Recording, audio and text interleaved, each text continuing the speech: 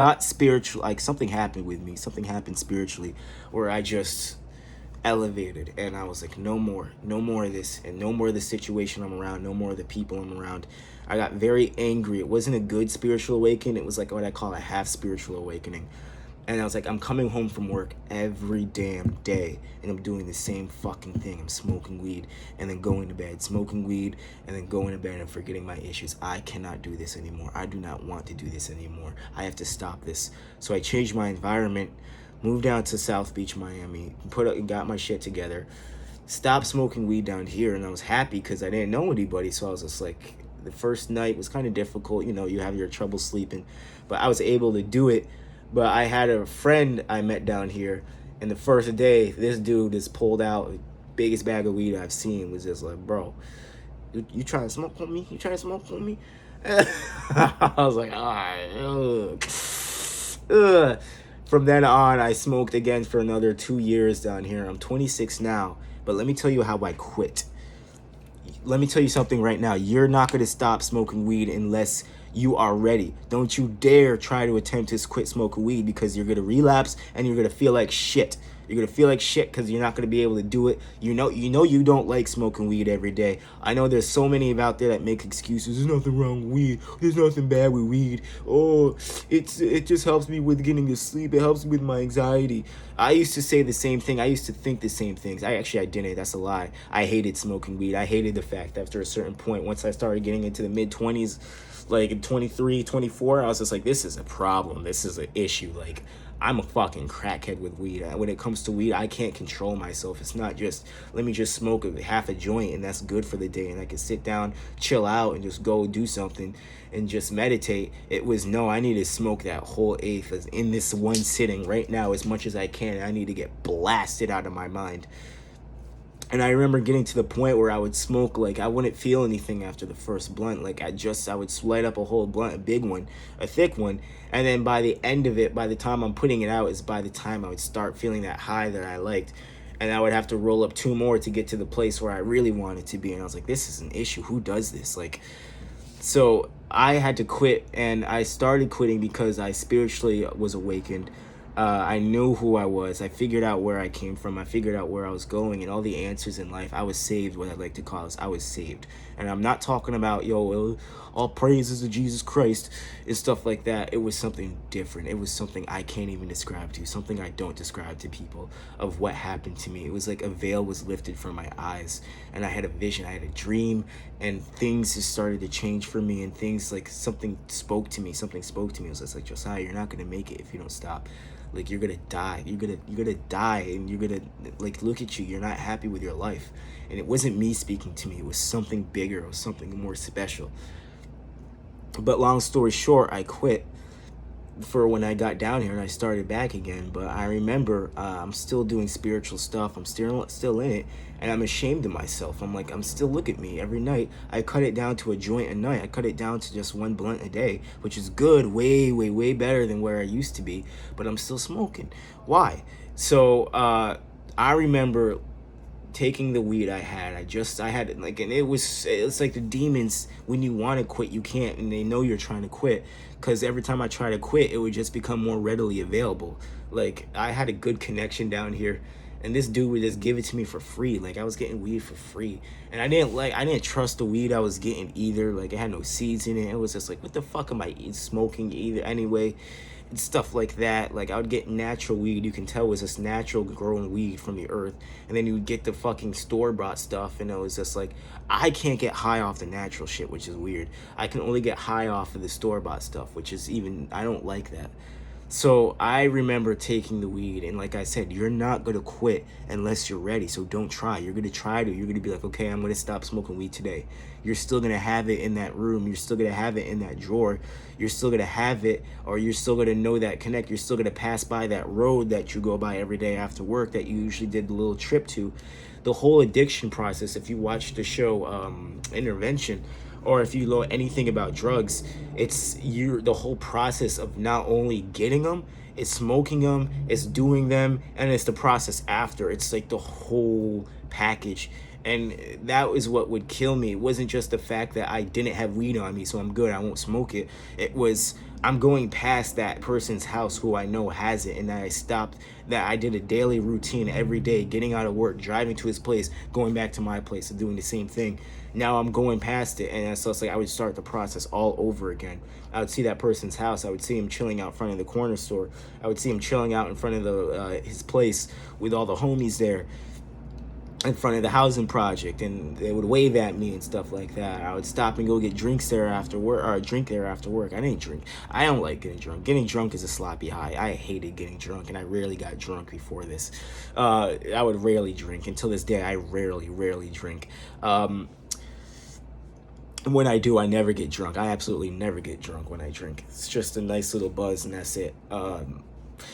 But it was the whole process of it. And I remember getting disgusted. I'm taking the big bag of weed I had that I just bought.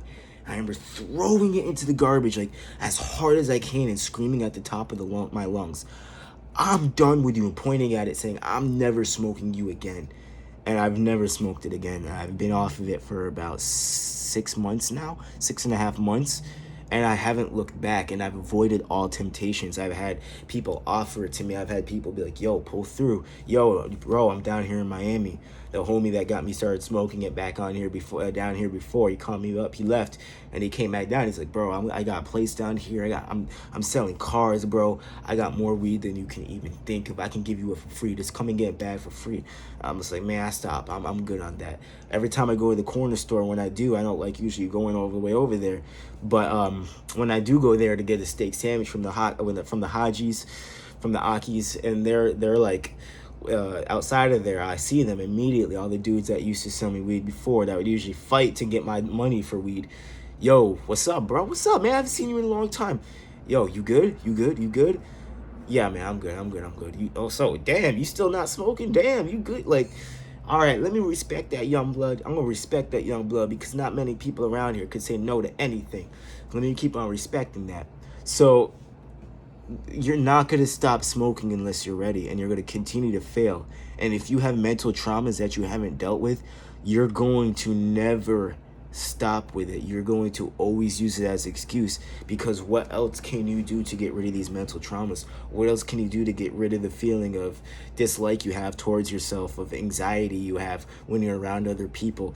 These are all spirits that are on you. And this is what I learned, and this is why I said I had a spiritual awakening. I became a spiritual warrior. I can now kill demons. That when I have a demon jumps on me, or when a demon comes around me, whether it's near me, whether it's a earthbound spirit that's just negative, or something that's on somebody else, I'm a spiritual warrior. I take out my spiritual sword and I slay it. Get away from me. You need to stay away from me. I need to stay away from this person because they got this on them. And that's what it basically was me conquering my own demons, me getting rid of the hate in my heart. If you have hate in your heart, you're going to die. You're going to fucking die early, and you're going to be miserable your whole life. And it's going to transfer to your kids as a curse. It's going to transfer to everybody you touch. And it's just going to be around you, and you're just going to have a negative energy. I defeated that. I was like, what am I so angry for? Yes, I went through a lot of bullshit when I was younger. Yes, I feel like I got given the dirty hand of things. I felt like I got the short end of stick in a lot of ways in life. And a lot of fucked up things happened to me that I didn't deserve. But I can sit here and I can keep on being bitter about it, and use weed to forget the anger, and to quell the anger, and to stop the anxiety, and to suppress things in my mind that I don't want to think about, or to calm my brain down while I think about them, and be in a more meditated zombie-like state, so they're more easy to handle when I unleash all that shit from my closet. It was, let me go into my closet one by one, take out all these skeletons and bury them. And I did that. And after I did that, and once I started living my life right, I started following the laws, statutes, and commandments of the Most High. I renewed the covenant that was made with my forefathers years ago, millennia ago, centuries ago. And I started living right. I stopped eating pork. I stopped doing so many things. I'm not a Muslim, by the way. I'm not Muslim. I stopped doing so many things. I started watching what I watched. I started praying. Prayer was a huge part. I pray a lot, and prayer helps. And now not many people can say when you call out to a God, when you call out to your higher power, he answers you. But that's what happens to me. I avoid temptations because I call out when I see something and I'm not living right, or I'm lapsing on my scripture reading and other spiritual things in my life. I call out to the Most High. I'm just like, yo, like, thank you. Like, today I got offered something, and if I wasn't in the right mindset, I would have said yes, and I would have had to reverse everything I worked on doing. So with that being said, am I ever going to smoke weed again? Who knows? I don't think it's bad. I don't think weed is necessarily bad. I got an article here from the newspaper articles I'm reading where it talks about the natives, Mohawks, smoking pipe tobacco and weed. Straight up it said marijuana, cannabis. And I think a lot of it, especially for black men and black people, it's in your blood. It's in your blood to smoke these things. It's a lot of the things that you do are in your blood, and you've been lied to and you've been disconnected from your history. And I think that if you have a family history of drug use, it's a lot easier to get in. And weed is most definitely a gateway drug. Don't ever tell me weed is not a gateway drug. Weed is absolutely a gateway drug. And I was sick of denying everything that I knew in my head was true. The thing was, I wasn't even denying it. I felt like I was so smart and special because I would admit it. Oh yes, this is not right. Oh yes, this is ruining my life. Oh yes, this is an issue for me. Okay, good, congrats, you're a weirdo. You can admit it, but you can't stop it. And that's what I was scared of. That's what scared me the most, was I could not stop smoking weed. And I felt like it literally was a demon in my life, and it was an idol in my life. I placed it above everything else, and I worshipped it. And that had to end. And without that power, without that spiritual boost, without that spiritual awakening, I never would have been able to do it. I don't think so. I would have, but it would have had to be during a time where I couldn't, because I couldn't afford it. Like what most people do, they lose a job and they have no money, so they can't buy weed. And I didn't want it to be like that. I wanted it to be me staring down the barrel of the gun and saying, okay, I'm ready for this. I'm ready to do this. And I was, and it was, like I said, it was right 2 months after I turned 26 years old when I stopped smoking weed. And I told my mom all the way back when I was 19, 18, when are you gonna stop smoking weed? When are you gonna stop smoking weed, huh? I said 25. I think by the age of 25, I'll be ready to kick it out of my life. And unexpectedly, I spoke it into existence. So with that being said, I know a lot of people watch this. I know a lot of people want to stop smoking weed, because I used to look up videos on how to stop smoking weed, why I stopped smoking weed, and you would see millions of views, hundreds of thousands of comments of people saying, I'm currently trying right now. I'm currently trying right now. This is day one for me. Two, I couldn't dream on weed, which is the weirdest thing. I could not dream. I did not remember one of my dreams from I can't even tell you the last time I can remember a dream. Now I get excited to go to sleep because of the dreams I have. They're so crazy. They're so exciting. And I pray and I ask for dreams for certain things, to reveal certain things to me. And I get them. If I was high and I was going to sleep and getting my brain all murked up before I went to sleep, to bed, to the land of dreams, and I wouldn't be able to remember them, and I would wake up fucked up, all groggy, all in a slow way. I get up faster. I'm able to get up faster. I got more energy. My art has gotten I'm able to get a lot more art done. The music I'm making is a lot more meaningful and stuff like that. So weed, I don't think weed is wrong. I don't think smoking weed is bad, inherently bad. But I think a lot of young black men out there, you need to watch yourself. If you're not in this position in life where you need to be, if you don't have your own place, if you don't have your own vehicle, if you don't have a good job and you've established yourself, stop smoking it. Get off of it. A lot of it is targeted towards you, and like I said, it's in your blood and it's in your family's blood to just smoke this and rely on it.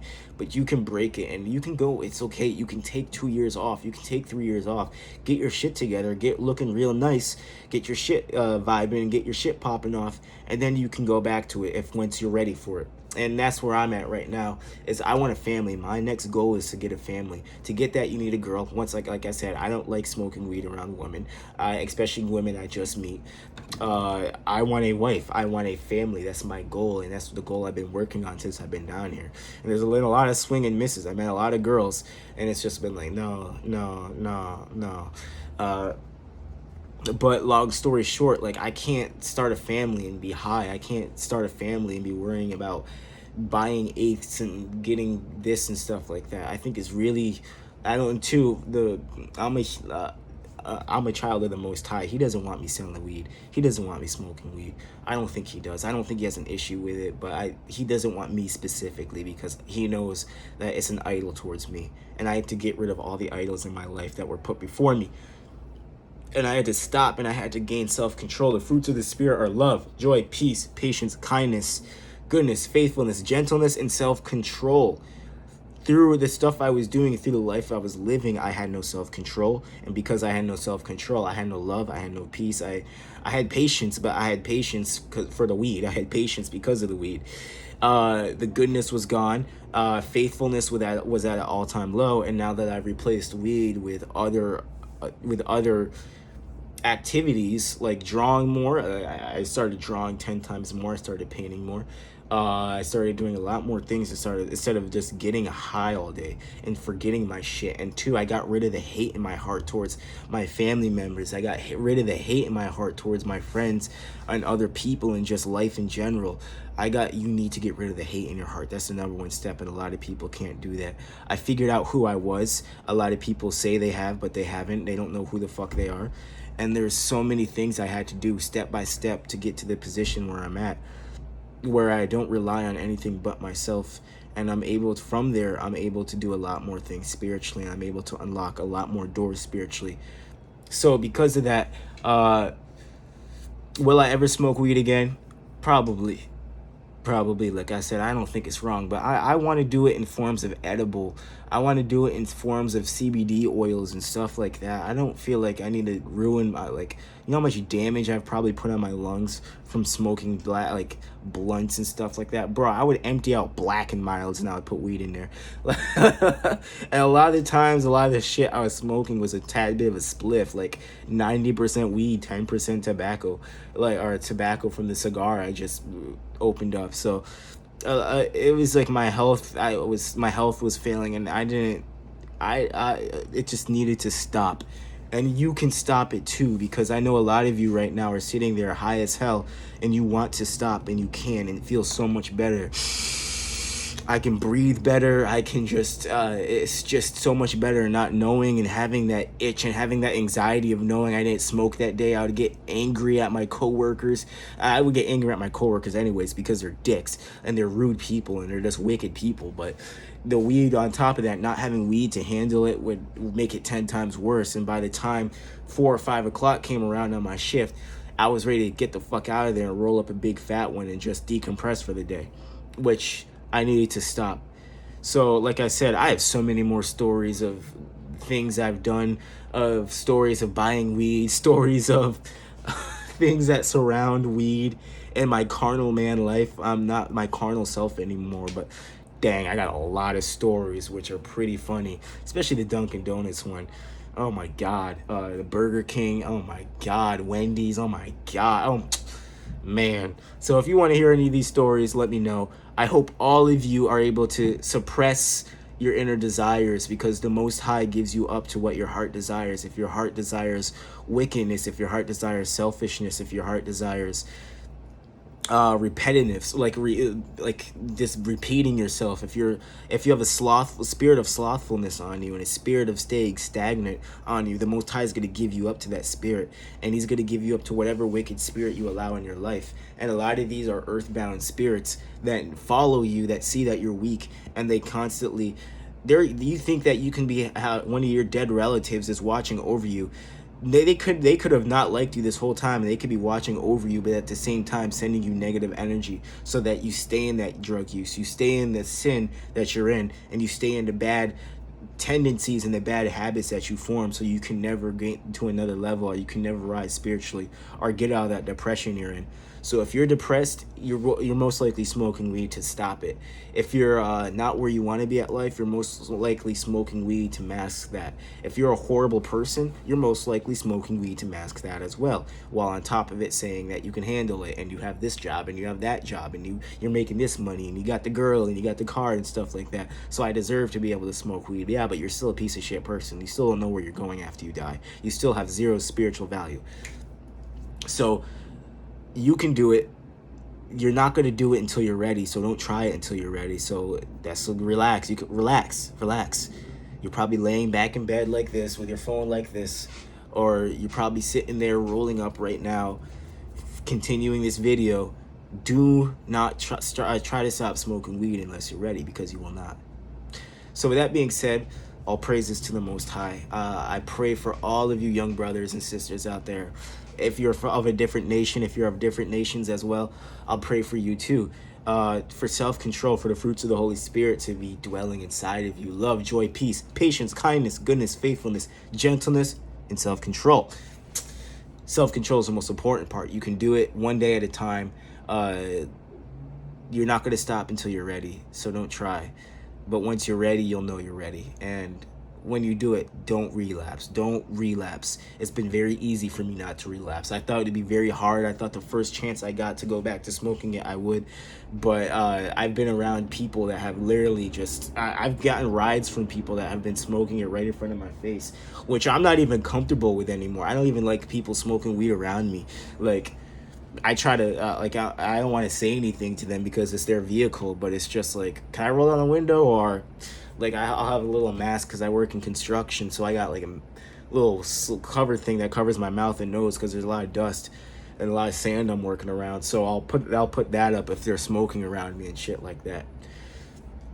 But with that being said, time to make a change. It's time to be different. It's time for you to fight the demons. You got a lot of skeletons in your closet, and some of those skeletons you put in yourself, some of them are dead clones of you. They are former lives that you've lived, former mistakes that you've made that you feel like shit about. So conquer those demons, and don't use weed to smoke out the area as an incense to burn, to cover up the stench of those dead bodies in your closet, because that's what I attributed weed to, was just an incense of me covering up the stench of the dead bodies in my closet that I was hiding from myself and from everybody else around me.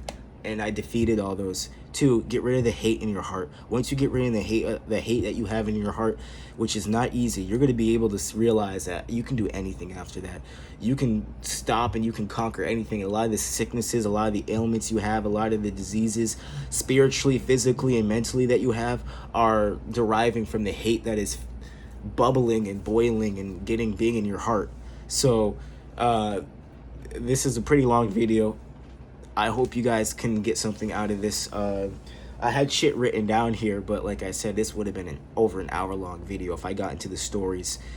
If the amount of weed I've gotten, the amount of weed I've seen. Have I sold weed before? No, I've never sold weed before. I smoke too much, as the JID says. I never smoke weed because I never sell weed because I smoke too much. I smoke way too much weed to ever be able to sell it. I was given the tools to sell it. I've been given offers to sell it. Oh, bro, that's another part of the story. Is I've been given offers, bro. Especially down here in Miami, I've been pulled into apartments. I've been, yo, young blood, come up into my place. No, you're not in trouble. Like, what, you scared, New York? Come in, bro. You smart, you different. Listen, we got an offer for you. And it wasn't just weed that they pulled out onto the table. So I never sold weed too. I don't like smoke. I had an issue with it, so I didn't want to give an issue to another young person. It would kill me. It would hurt. It hurts my soul seeing another young person my age or the years younger than me come up and get weed. So with all that being said, I hope you get something from this. Comment. Go check out my other videos. Check out my content. I got a lot more stuff coming.